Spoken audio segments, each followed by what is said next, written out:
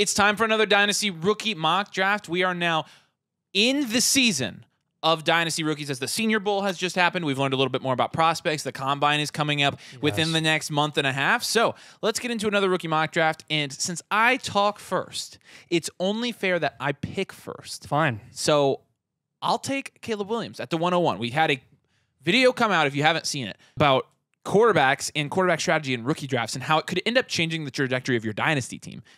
And we talked in that video about how Caleb Williams should be the 101 and why he will be the 101 if he's the 101 in the NFL draft. So Caleb Williams is a guy I'm going to take here. I still believe in Caleb Williams. If you've looked at the betting odds for Caleb Williams recently going 101, they're pretty much saying Caleb Williams is going to go 101. They're also saying that the Bears might not trade the pick and actually might take Caleb Williams. Are you telling me Ryan Poles would actually make a correct, I'm not saying that. Rational Because move? I've not seen that yet. Yeah.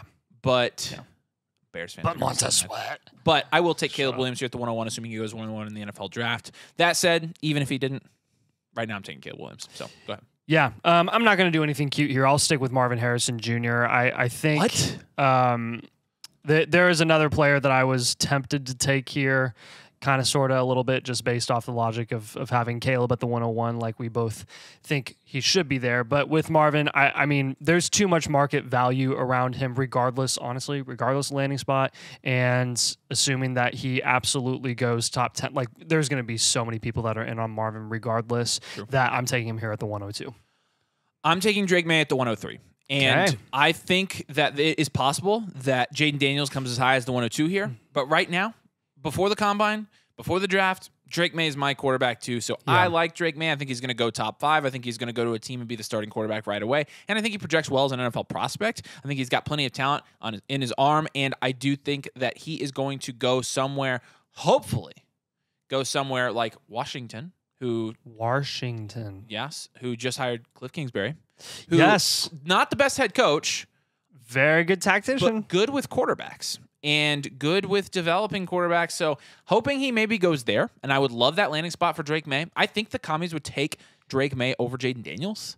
So yeah, that seems like something they would do, it especially with the type of offense that Kingsbury likes to run. Yeah. Like I think Drake May would do well in that offense, and that ton of passing volume, dude. Tons of passing volume. So I'll take Drake May at the 103. Again, I don't want people to. I just want our viewers, at least, to not be sleeping on Drake May. Drake May is very talented. He's going to get very high draft capital, and you should absolutely keep him like at the top of your radar if you are watching this channel. So yeah, I'll go Jaden Daniels at the 104. I was tempted to take him at the 102, honestly, because of how much hype there is around him and how so many people at this point are just assuming that he's going to go top 5 in the NFL draft. I'm not sold on that yet.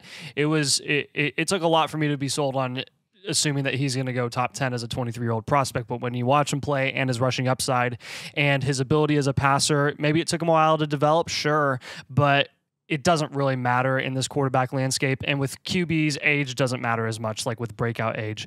With Daniels, though, I will say, we may get to a point where we think the hype is a little too much if he starts going much higher than this, because there's been a lot of comps with Jaden Daniels to like the Anthony Richardsons of the world and the other QBs with rushing upside that have gone in the first round and are younger and had like really good historic combines like AR. Like, the situation is different. And yes, Jaden Daniels won the Heisman, and he seems less, I guess, raw as a prospect than Anthony Richardson seemed. Much less raw, yeah. But still, at the same time, do I really realistically see Jaden Daniels' upside being that of an Anthony Richardson in the NFL? I'm not there yet. So this sounds negative. I'm taking him at the 104 because I like Jaden Daniels in this class, and I think he's deserving of. But you have to justify taking him there because honestly, it could go higher, and in our opinion, probably will end up going higher. Yeah. So that makes sense. Yeah. At the 105, I'm going to take Malik Neighbors here. Malik Neighbors is one of the better wide receiver prospects in the last couple of years. He just happens to be in a class with one of the best wide receiver prospects in the last couple of years. But Malik Neighbors plenty proven. He's been getting a lot of buzz. He's going to get really high draft capital, and he's going to end up being a really good value at 104, 105, whatever. That 105, man, you're getting one of these 5 guys there. I love that pick right now in trades. You can trade for the 105. I'd highly recommend you do it. Love getting Malik Neighbors there. Excited to see what he can do in the NFL. Yeah, at the 106, there's a couple guys here. I'll go with Brock Bowers. I think Brock Bowers, you're going to find him being pretty much one of the 2 or 3 best values in rookie drafts when it's all said and done, assuming he doesn't go like top 5 to 7 in the NFL draft. Right. If that's the case, things would probably change. There are some people that are super bullish on Bowers, and they're already trading up to like the 103, 104 to get Bowers in February. And I'm here to tell you, don't do that, because if you're trading up to that point and that's not even where he's valued, then you're forcing yourself to reach for Bowers at that price, and then you're sacrificing value. But Brock Bowers, man, I'm really, really hopeful that he gets an awesome landing spot like the Broncos, like Avery wants the Colts. If he went to the Colts, we'd be super excited about that as well. But I think regardless of where he lands, he still is probably going to fall to this range on average, and I like that from him when you're looking at him being pretty much a top 3 to 4 dynasty tight end right out the bat. I'll take Rome Odunze at the 107. So this is another pick that I really like, because you're getting, this is the big tier right here, this top 7. Yeah. So at the end of the 107, like if it's probably going to be Brock Bowers in a lot of instances, and that's a great value for Bowers. But if it's Rome Odunze, I mean, Rome Odunze is grading out as a really, really high-end prospect so far in NFL draft primers. Like Daniel Jeremiah, like comped him to like Larry Fitzgerald coming out of college. That's a pretty big comparison, if you ask me. Very. And I think you see that too. Like, I think Rome Odunze has as much upside as. There's literally nothing I don't like about Rome Odunze. And you're in the 107 is where you're getting him at right now, or the 106 even. Like, yeah. Or it's just that top 7. If you can get into that top 7, it's a big deal. Yeah, that's all I'll say. I mean, when you're looking at that value with Rome at the 107, do you think he's the best wide receiver value in this class when it's all said and done? He could be. I also think Brian Thomas could challenge him for that. I think it may end up being Neighbors because of the QBs. If you end up just landing Neighbors at like the 106, which is possible with some people taking Bowers. And the idea behind this is somebody's going to be a value here. Yeah. I think they all could be values depending on what the draft is. I think every single one of them could be. So maybe it's just a really good range to have a pick. Yeah, it's just like, so it's at 107, you get a value. Like, which one is it going to be? Right. In this draft, Jaden Daniels was the value. In this draft, Rome Odunze was. Like, you just don't know. But get in this top 7, man. I'm telling you. Get in this top 7. Yeah. In the last couple of weeks, the talk of the town has been Brian Thomas. So I'm going to follow suit here at the 108. I'm going to take Brian Thomas. It is really hard at this point to go look at any mock draft, to go look at anyone who's respected in the football, like the NFL, who does prospect analysis or does this for a living, and they don't have Brian Thomas going in the first round of NFL mock drafts. I think what he was able to accomplish at LSU, yes, with Jaden Daniels, but playing alongside Malik Neighbors, and not only playing a complementary piece, but offering a very complete skill set as a wide receiver, where he honestly, legitimately could translate to the NFL and maybe even like function as a number 1 receiver for a team. I mean, if he's going in the first round, that would be the expectation.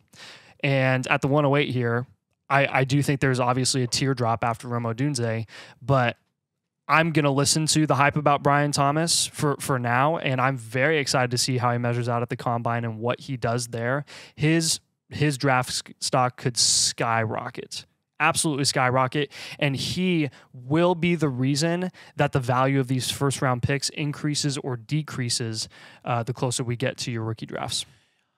I'll take Bo Nix next. I think Bo Nix is probably going to get late first, early second round draft capital at the 109. I'm going to be a little bit more comfortable taking him than some of these receivers that I'm not 100% sure about. There are some receivers I would consider here, but with Bo Nix, very good resume coming out of Oregon. Very nice profile for fitting today's NFL if he goes to the right system. I think it's going to be very landing spot dependent for Bo Nix, but at the same time, you're getting starting quarterback caliber talent at the 109 in your rookie drafts, and I really like that. The upside at the end of these rookie drafts will be found in the quarterbacks and their draft capital and their landing spot. It really will. And right now, since we're not doing draft capital and landing spots, I'll take Bo Nix here, but that could change. It's going to be really interesting to see how this ends up playing out. So, yeah, give me running back out of Texas. Wow. Jonathan Brooks. So Jonathan Brooks, I think, is objectively the best running back in this class since Travion Henderson obviously is going back to school. and he tore his ACL. Sucks. If Jonathan Brooks did not tear his ACL, I think he would be considered in the same tier as Bowers and Odunze, kind of in that 106, 107, 108 range. He will fall in mocks. He will continually be no higher than the tail end of this first round for most mocks until we see where he's drafted, because we're not going to see him at the combine. We're not going to see him do much. Maybe he'll bench. I don't know. But, like, it doesn't matter. His 40 time is really what matters for a running back and what they measure out as. He's not going to be able to do much. So it sucks because there's a lot of question marks with him. But the one thing that we know for sure is that Jonathan Brooks tore his ACL, and he's still declared for the NFL draft. And with the resources that these college students have now with, NIL and their agents and preparing for the NFL draft, he and his agent know something. They were told by NFL scouts, like, pretty much the threshold where he would be drafted. That's what we suspect, Avery and I. Yep. There's no other reason that he would declare for the NFL draft after tearing his ACL. So I think he's a day 2 pick, and he's the best of the bunch. Troy Franklin for me next. I think Troy Franklin has the athleticism and the route running capabilities to be a wide receiver 1 in the NFL. Of course, the red flag with Troy Franklin is his size, that he's very skinny. But again, we are not going to short him because of that. Troy Franklin, from a production standpoint, put up very nice production at Oregon. It not only shows that he's capable of being a wide receiver 1 in an offense like that, but it also shows that Bo Nix is capable of supporting a wide receiver 1 at a high level like that as well, which will make it a little bit more encouraging for the wide receiver 1 on whichever team Bo Nix goes to. With that being said, the talent that Troy Franklin is might be one that flies under the radar, or it might be one that jumps up into the top 7 picks of this draft with that top tier of prospects. If he gets the draft capital that's mid-first, which is possible, he could jump up into that top tier. And I think he's top tier talent. It's just going to depend on what NFL scouts think of him and if they think he can be molded to really be a true wide receiver 1 in the NFL. I like Troy Franklin. That's all I'll say. But 111, really good value in my opinion. So, before we make our next pick, I do want to mention that we are giving out team blueprints on flockfantasy.com/domain when you use code domain and sign up for the Mother Flocker tier. You not only get 30% off when you use code domain, but when you use code domain, you also unlock this sucker. And this sucker's powerful. It gives you a multi-year, comprehensive, in-depth plan for your Dynasty team that is played out over a series of months or years, however long you have to take to build your Dynasty team, with the assistance of yours truly. We give you one-on-one access to us. We help you build your Dynasty team following the team blueprint, and again, you will not find a more in-depth plan for a Dynasty team than this. So like I said, flockfantasy.com/domain. Use code domain, choose Mother Flocker tier to sign up. You also get our exclusive videos, our articles, our rankings, our Discord, everything. So make sure, like I said, you're using code domain. All right, next pick. Let me take Michael Penix here. I think he's the last of these very high potential quarterbacks in this draft to go high in the NFL draft. And with him, he's very unpopular, which is, I think, why we've let him fall down to the 112 in this mock draft. I think regardless of where he goes, because there is a point in the NFL draft, like, he's not going to go any higher than the middle of the first round, in my opinion. And if he falls to the early second, he falls to the early second, whatever. The fact is the production speaks for itself in Washington, and the 2-time Heisman candidate speaks for itself. And it doesn't take much for you to watch Michael Penix and his film. And yeah, people are going to look at that Michigan game. It's understandable. It was not his best game ever. There are a lot of things that went wrong for Washington in that game, though. It was not just Penix. And he honestly did the best he could with what the O-line was giving him that day, which was not a ton, in my opinion. I think he's going to be a real solid value here, and he's probably going to fall in this late first, early second range, kind of like Will Levis did last year. Let me take Ladd McConkey at the 201 here. This is a guy who's coming off a very good Senior Bowl week. Dang it, dude. And I honestly think that he could for me. End up being one of the better values in the second round this year. Yep. I think he ends up getting better draft capital than people think. This is a guy who was tearing apart corners at the Senior Bowl. This is a guy from a route running standpoint, from an intelligence standpoint, really, really high marks. Like potentially going into the NFL and being one of those better route runners right out the bat. Out the gate. Why do I keep saying that, dude? I don't know. Out the bat. Out the bat. But regardless, I do think Ladd McConkey, I really am encouraged by his I'm really encouraged by his profile. I think the draft capital is going to be huge for him, but I think draft capital is going to be huge for anybody from here on out. I'm just going to call my shot and say Ladd McConkey, I think, could end up in this range, and I think he could end up being a really solid prospect. So, yeah, give me Keon Coleman, a guy that we have a lot of questions about as a prospect, but I have a hard time seeing him falling any further than this for the foreseeable future. And for a guy that has the reputation that he does coming out of Florida State, I think he'll only boost his perceived draft stock, at least going into the combine and after the combine, because he is so athletic. He will probably measure out pretty well, and he'll probably have a really nice 40 time. That's just what I'm assuming. Obviously, if it's not great and he underwhelms, then we're not even having this conversation ever again. But this is going to be a debate that we have all offseason. Can Keon Coleman's tools physically and skill set wise as a wide receiver going to translate to the NFL? Or are we going to have another like Quentin Johnson concern? I don't know, but at the 202, I think it's fine value, especially when we're talking about a prospect that's so highly regarded by a lot of people in the Dynasty community right now. At the 203, let me take the last of the what could be relevant quarterbacks here. And I'm going to take J.J. McCarthy. I said relevant after Michael Penix. I think J.J. McCarthy could be relevant. Right? No. You don't think he can be relevant? Nope.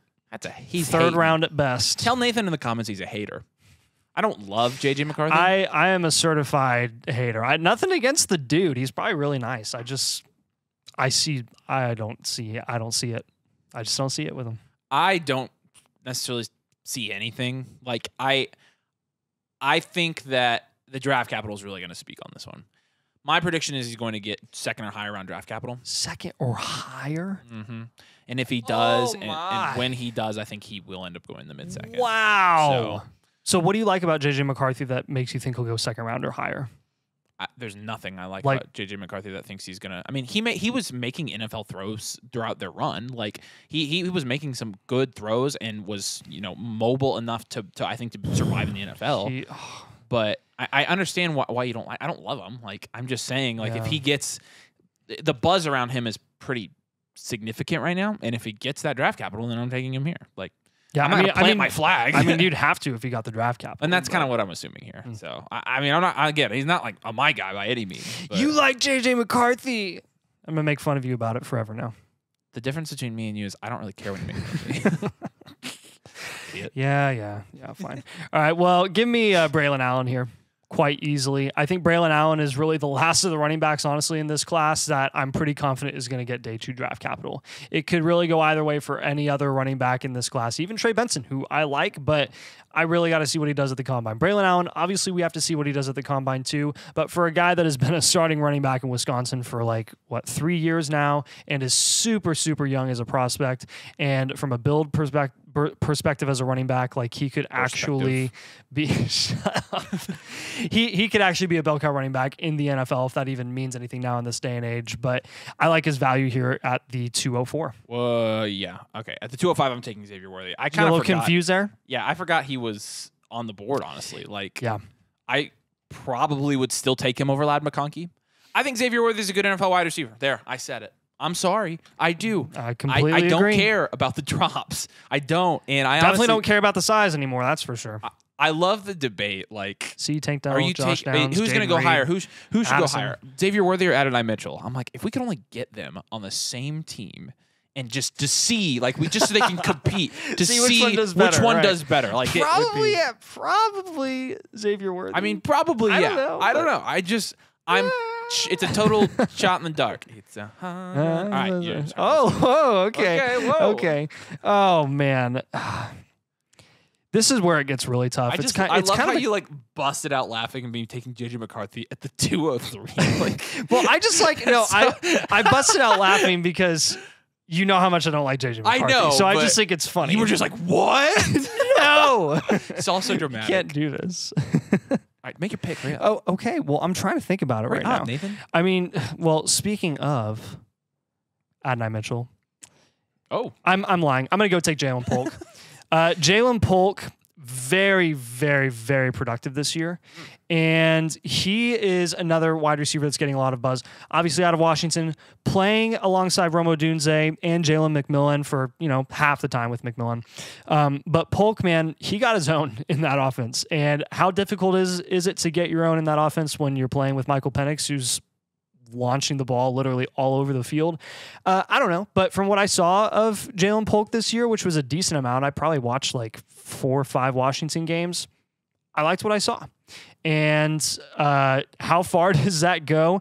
As far as me taking him at the 206 here in a mock draft before the NFL Combine, I really, really, really want to see how fast he is, because I do have my questions about, like, is Jalen Polk going to really just serve as a speedy deep threat if he has a nice 40 time, or can he actually like make some noise and really move up boards and go into a situation where there's a lot of vacated volume where he could actually produce pretty quickly? I don't know, but I mean, we just saw this last year. There are a lot of really good wide receiver values going in this range, and Jalen Polk could be one of those guys in 2024.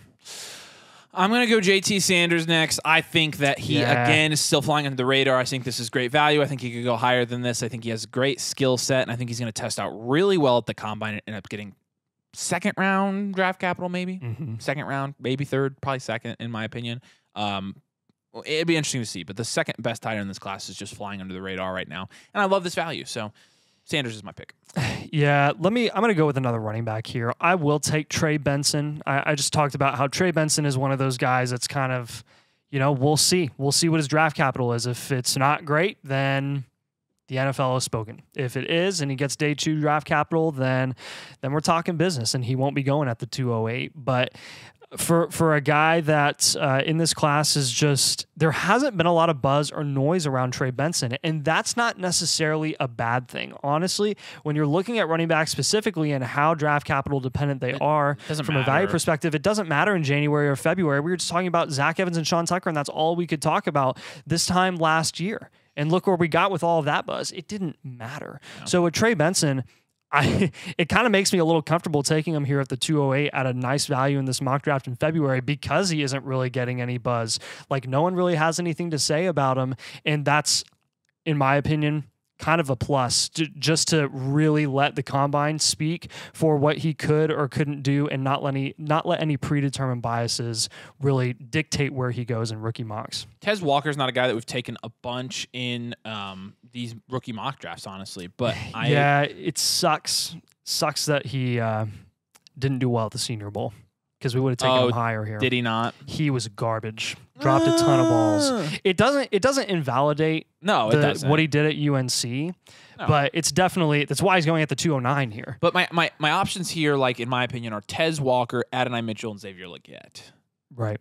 I think Tez Walker is fine. I'm not crapping on your pick at all. I was just saying, if he had done well at the Senior Bowl, we would have taken him higher, because he was already getting like second-round buzz. Tez Walker, 700 yards this year at North Carolina and 7 touchdowns, averages 17 yards per catch. So clearly a bigger play guy in that offense this year, and also a bigger body guy, measured in at 6'3", 200 last time he did measure in.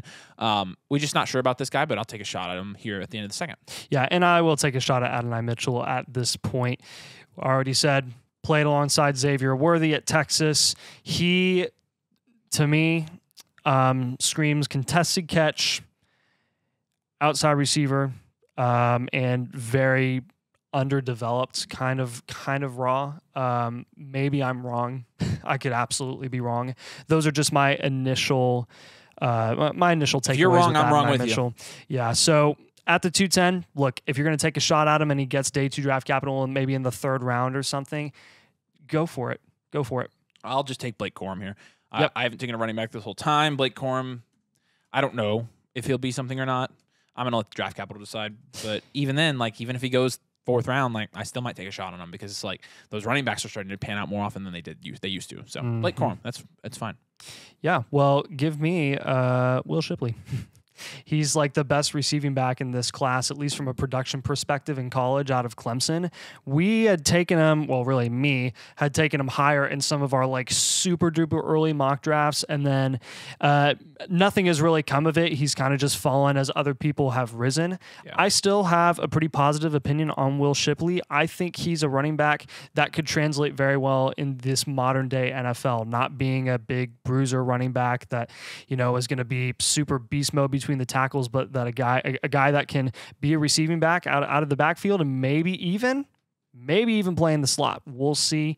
There's a lot of questions there, but at the 212, it's a crapshoot anyways. Yep. All right. There's a complete 2-round rookie mock draft fresh off the press for you this week. Do us a huge favor, drop a like, make sure you subscribe to the channel. And like I said, head over to flockfantasy.com/domain and choose code domain and choose a mother flocker tier to get a team blueprint. Appreciate you guys. See you later.